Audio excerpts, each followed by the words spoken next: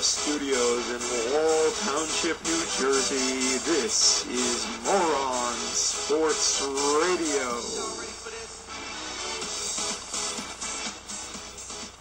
Good morning, everyone, and welcome to Moron Sports Radio. Ronick there, Michael Lopes, Jacob Vernick, and Max Rice and Tyler Paley with you in the studio today. Week 12 of the NFL just completed yesterday with Monday Night Football. Happy Thanksgiving to everybody out there.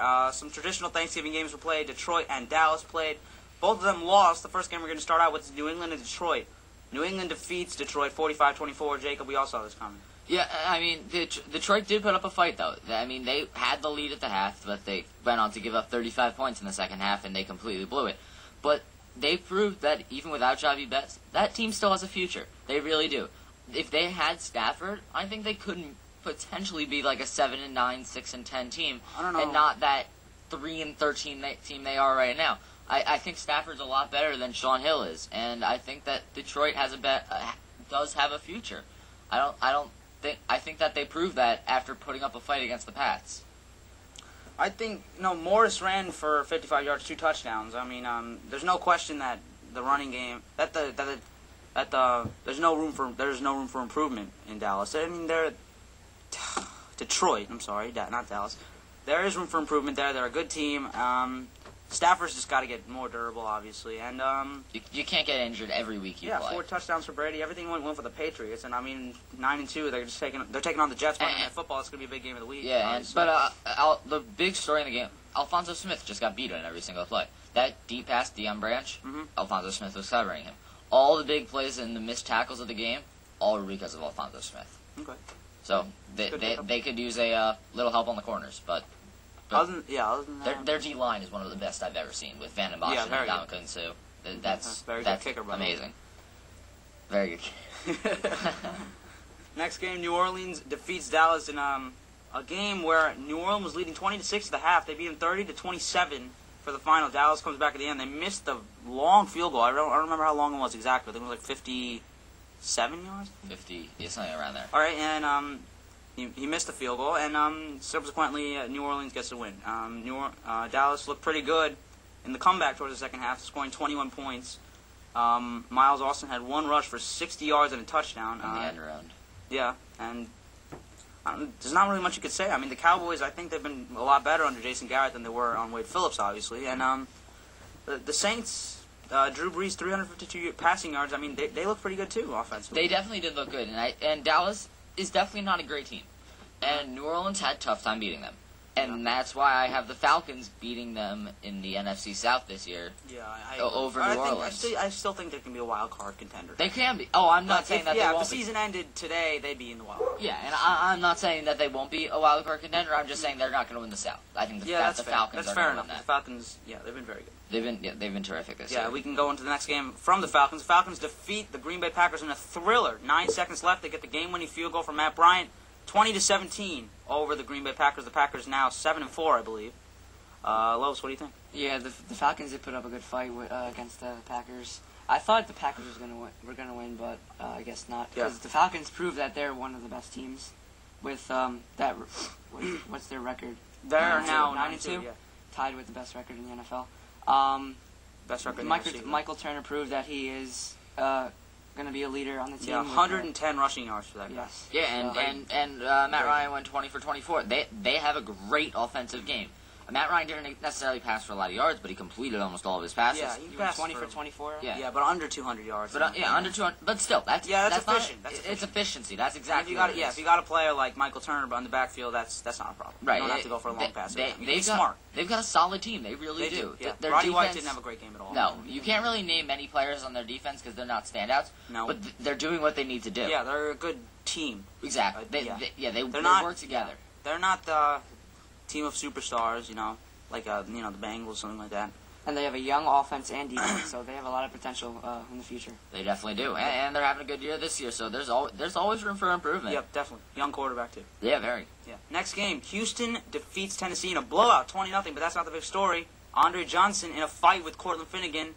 It started on the right side of the field, and Finnegan grabbed the helmet of Andre Johnson, and subsequently Johnson ripped off Finnegan's helmet, and they started trading blows, and both players were ejected from the game, not suspended, fined $250,000. No, $25,000. $25,000 each, and I think it's clear Johnson won the fight. Well, yeah, but this isn't the first time Cortland Finnegan and Andre Johnson have gotten into a scuffle together. Either last year or 2 years ago, they had a little scuffle on the sidelines after a play. And Cortland Finnegan is known as an instigator. He has a problem with starting fights. He really needs to calm down. And Andre Johnson, he did what everybody has wanted to do to Cortland Finnegan, and that's beat him up. He's a trash talker. Guy starts a lot of stuff. I mean, well, I don't know if he really wanted to start it because he's like that's what he does, or crazy. he's just taking his anger out because they're losing 20-0 to the Texans. Well, I think it's a combination of both. Yeah. I think he needs to just suck it up. You're not on a great team, and everybody in the NFL wants to beat you up. Andre Johnson just took initiative and did it. Yeah, he's usually the quiet, composed guy. Yeah. And he finally just landed a few blows and showed that he can do anything that anybody wants him to. And you know, I think next to kickers, cornerbacks are usually the smallest players in the field. Yeah, and wide receivers are usually the bigger ones. Andre Johnson is one of the more fiercer guys in the NFL, and you don't want to get into anything with him. Definitely not. He'll take you down no matter who you are. Finnegan has experience. Yeah, and besides that, Andre Johnson had a pretty good game also. He did have a good game. He did have a touchdown good catch game. and 6 catches, I think. Yeah, Matt like Schaub also had a good game, 2 touchdowns. Next game, Giants defeat the Jacksonville Jaguars 24-20. Both teams the Giants were 7-4 coming to the game, and I think the Jaguars were 6-4, right? They were 6-4. Now they're 6-5. Now they're 5-6, I think. Really? No, maybe. Yeah, we'll Tyler, look into that. you guys But I check it mean, out. the Jaguars are not a good team. They're really not. They're not. And the Giants were put on upset alert. They were getting Yeah, I killed. think it was just the first half. They didn't look. And I'm not going to call this a fluke. I'm not going to call the Jaguars a fluke.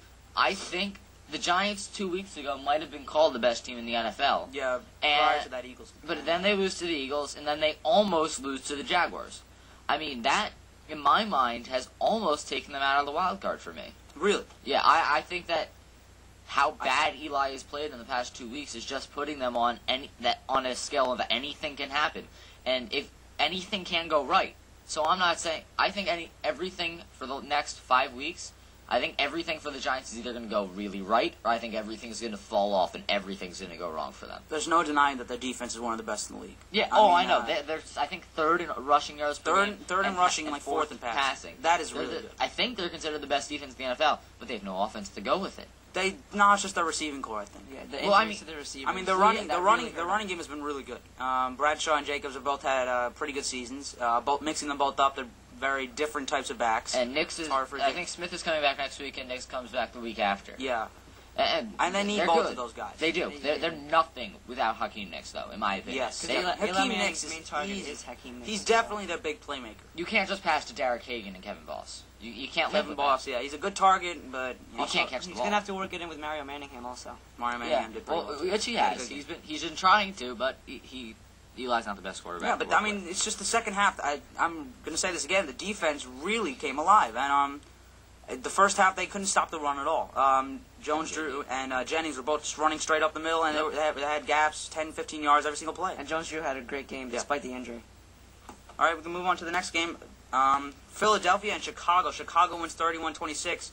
Jay Cutler, 247 yards, 4 touchdowns. Michael Vick, 333 yards, 2 touchdowns, and his first interception since 2006. Well, because he was in jail for 2 years. You don't know how many picks he threw in the courtyard games. But Vic was proved human. He has proved that he's not unstoppable and that he can be stopped by maybe one of the better rushing defenses with Julius Peppers and Brian Urlacher. But he still got stopped. He got shut down on the run. He had to scramble out of the pocket and couldn't. And it also proves that Vic's not really a pocket passer also. No, yeah, he's got to stick to what he is, and he is. And he did in this game. Yeah. This game he tried to become a pocket guy, and he's not a pocket guy. Yeah, 44 attempps. He only made 29 of them, and if you make 44 attempts, you're gonna have like 330 yards. But yeah. I mean, he's a scrambling quarterback. I mean, he's got to catch the defense off guard. He's got to scramble right, scramble left. He's good at both of them, and he didn't do it this game. All right, did you see the pass to Brent Selleck in the fourth quarter? No. Okay, he threw it through 4 defenders. Four defenders. The first question that I have about that play, why would you pass the ball through 4 defenders?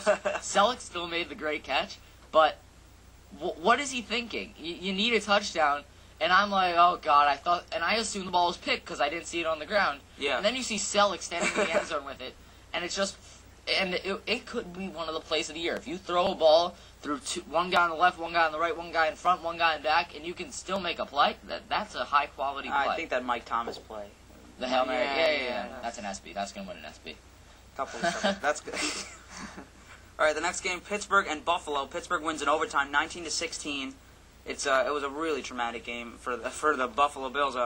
They had a chance to win it with a touchdown at the end. Hail Mary. Mike, what do you think? Yeah, well, Steve Johnson, I could tell that he's devastated.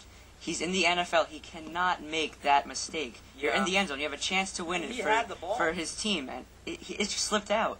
You can't do that. I mean, he had the ball in his hand. I mean, it's not even like a case of he dropped it. He folded under the pressure. He had it. He folded. Yeah, and he was very sorry about it. I mean, and luckily, Pittsburgh came up with the win.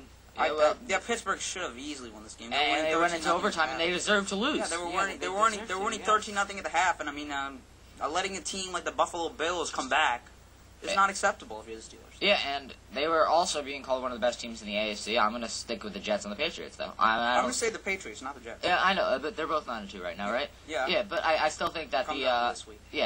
Whoever wins on Monday night is going to be the top.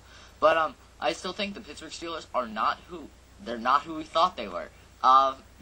They are not an elite team. I mean, without Mike Wallace only had 18 receiving yards. Hines Ward stepped it up. He had over 100. But still, I think the Pittsburgh Steelers, they have one of the best run defenses in the NFL, definitely not one of the best pass defenses, and they need to step it up if they want to be a Super Bowl contender again. Yeah, I don't know about you guys, but I think Rashard Mendenhall is the leader of this team. He had 151 rushing yards, but I don't think he is still. I think Roethlisberger still has leadership on that Roethlisberger still team. got that title. Once he's gone, yeah. All right, we're gonna move on to another sport, Major League Baseball. We got actually some big free agent signings. Troy Tulowitzki signed a big deal with the Colorado Rockies, signed until 2020, $160 million. He's definitely like a leader on this team. And, I mean, there's no doubt in my mind. Todd Helton has the veteran leadership, but Troy Tulowitzki is their future. Yeah, exactly. He will be the Todd Helton of that team, staying there forever, staying there for his entire career. And he's a great player. I just don't. And look, Derek Jeter, listen to me right now. If Tulowitzki is getting 16 a year and he has power and average and RBIs, and you're trying to get 23 million a year and you have none of those, Jeter, take 15, please. Yeah, I agree with you. Yeah, the Yankees do need Jeter, so just sign it with them. All right. So we're gonna move on to our off-season segment. What team do we think we need? We're gonna move on to the Tigers. I think it is, right? Yeah, the Tigers. The Tigers. What do we think they need to improve this off-season? And Jacob, what do you think? I think Verlander is a great ace. I really do. I think he is a constant 15-game winner, 16-game winner. I think they just need a little more to surround him. Like Porcello was sent down to AAA at parts this year. Yeah, very inconsistent. Yeah, their starting pitching is just very inconsistent. But I mean, they signed Victor Martinez, which is going to put some more power than just Brennan Bosch into that team. And Cabrera, you're forgetting Cabrera. I forgot about Cabrera. So now they got the 3 and 4 hitters in Victor Martinez and yeah, that's fair to say. Miguel Cabrera, and that's one of the best 3-4s I've ever heard. I just think they need a little more pitching, and then they'll be fine. I don't think Verlander is. He's a great pitcher. I mean, he's a little erratic though. That's one thing. Yeah, I just need they need a little more pitching, and they'll be great. Yeah, their pitching staff has got to develop. I'm going to take them in the AL Central. Yeah, Tyler, want to wrap it up? Yeah, guys, that's going to do it for Moron Sports Radio Hour. Finally, first official show this Tuesday, November 30th. Fun fact of the day, in 1986, Danny Heap became the first player in a World Series to be a designated hitter, DH, with the initials DH. For that, I am Tyler, with Max in the control room, Ronick, Mike, and Jacob in the studio. Everybody, hope you enjoyed the show. We'll see you on Thursday for the next show. Good night.